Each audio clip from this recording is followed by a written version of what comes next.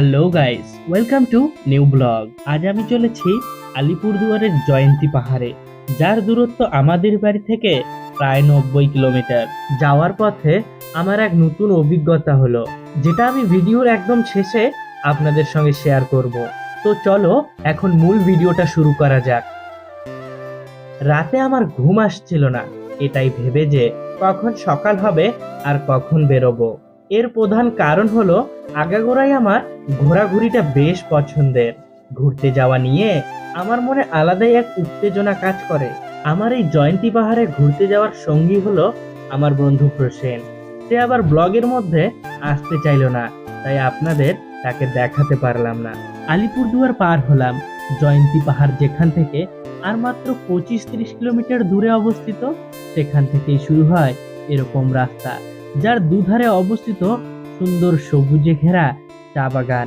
দৈনন্দিন জীবনের কোলাহল ও ব্যস্ততার ফাঁকে সময় বের করে সবুজে আবৃত এই রাস্তা দিয়ে যখন আমাদের বাইকটি এগিয়ে যাচ্ছিল, রাস্তার ক্লান্তি ও মনের মধ্যে জমা থাকা সমস্ত গ্লানি যেন নিমিষেই উধাও হয়ে গেল।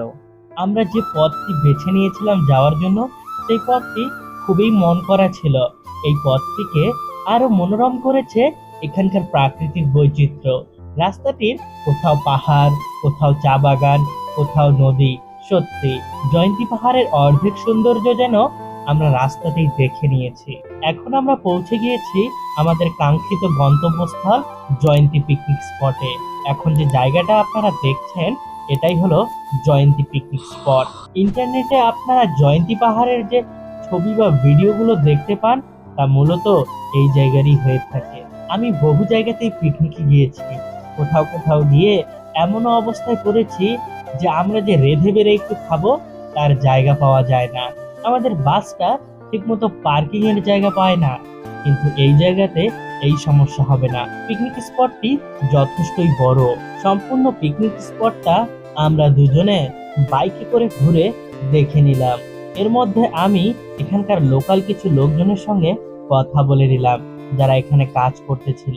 কিন্তু দুর্ভাগ্যবশত সেই ক্লিপটি আপনাদের দেখাতে পারলাম না, কারণ আমার বন্ধু ভিডিওটা শুরু করেছিল, কিন্তু ভিডিওর যে স্টার্ট বাটনটা সেটা অন করেনি।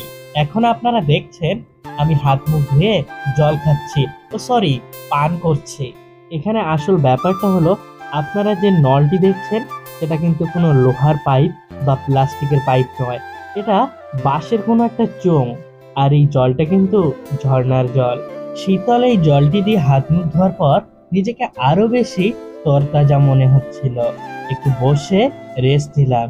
রেস্ট নিয়ে শুরু করলাম এই জায়গাটি ঘুরে ঘুরে দেখা। কোথাও নদী, কোথাও স্থল, কোথাও একটু জল রয়েছে, আবার কোথাও শুধুই পাথর।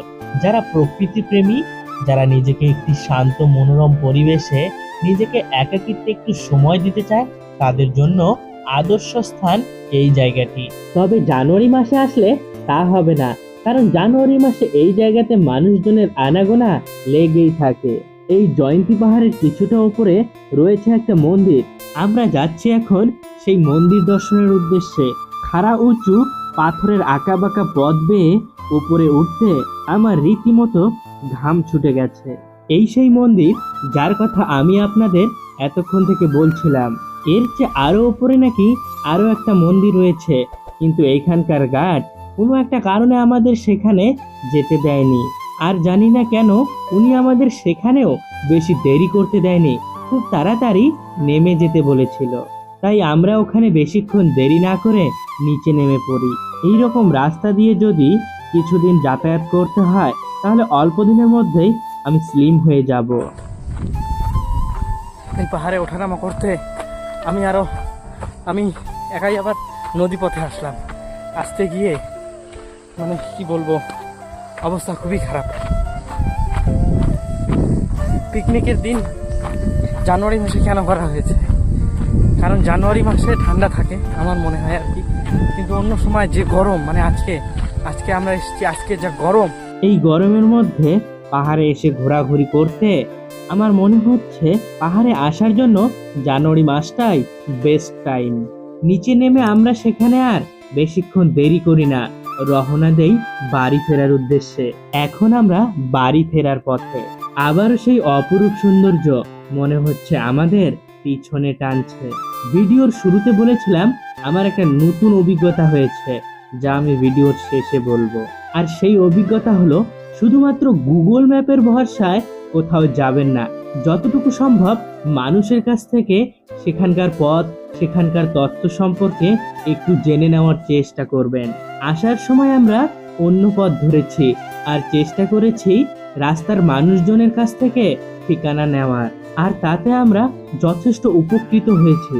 এরপর আলিপুরদুয়ারে এসে আমরা একটা হোটেলে খাবার খাই। খাবার খাওয়ার ভিডিও আপনাদের সামনে আনতে পারিনি, কারণ তখন আমরা ক্ষুধায় তৃষ্ণায় প্রচন্ড ক্লান্ত ছিলাম, ইচ্ছাও ছিল না, শক্তিও ছিল না। খাওয়া দাওয়া করে একটু রেস্ট নিয়ে আবার রওনা দিলাম। বাড়ি ফিরতে ফিরতে রাত হয়ে গেছে, মোবাইলে আর চার্জও ছিল না, তাই আর বাকিটা দেখাতে পারলাম না। ভিডিওটা ভালো লাগলে এমনই আরো সব ভিডিও দেখতে অবশ্যই চ্যানেলটি সাবস্ক্রাইব করে লাইক কমেন্ট শেয়ার করে দিও, এবং ফেসবুকে দেখলে অবশ্যই পেজটা ফলো করে দিও। দেখা হবে নেক্সট ব্লগে। ততক্ষণের জন্য ভালো থাকবেন, সুস্থ থাকবেন।